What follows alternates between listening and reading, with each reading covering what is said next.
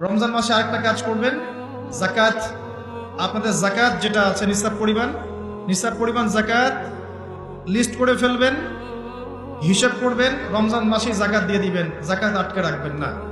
যদি জাকাত কেউ অস্বীকার করে সে আর মুসলিম থাকে না, সে কাফের হয়ে যায়, এটা মনে রাখবেন। জাকাত অস্বীকার করার কোনো সুযোগ নেই।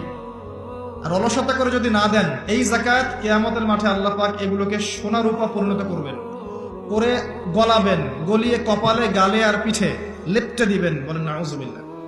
এবং এই জাকাত একটা সাপের আকৃতি নিবে, সাপ, বিষাক্ত সাপ, যেটা গলায় পেঁচানো থাকবে, মাথাটা থাকবে এই কপাল বরাবর। কবরের মধ্যে যখন শোয়ানো হবে, এই কপাল বরাবর এই সাপ ঠকতে থাকবে, বলবে আমি তোমার সম্পদ, আজকে সাত ভোগ।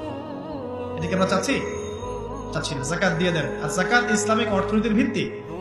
জাকাত দিলেই গরিবের কাছে আপনার সম্পদ যাবে, তখন সেও খেয়ে পরে বাঁচতে পারবে। এভাবে সাম্য বজায় থাকবে। আল্লাহ আমাদের বোঝার তৌফিক দান।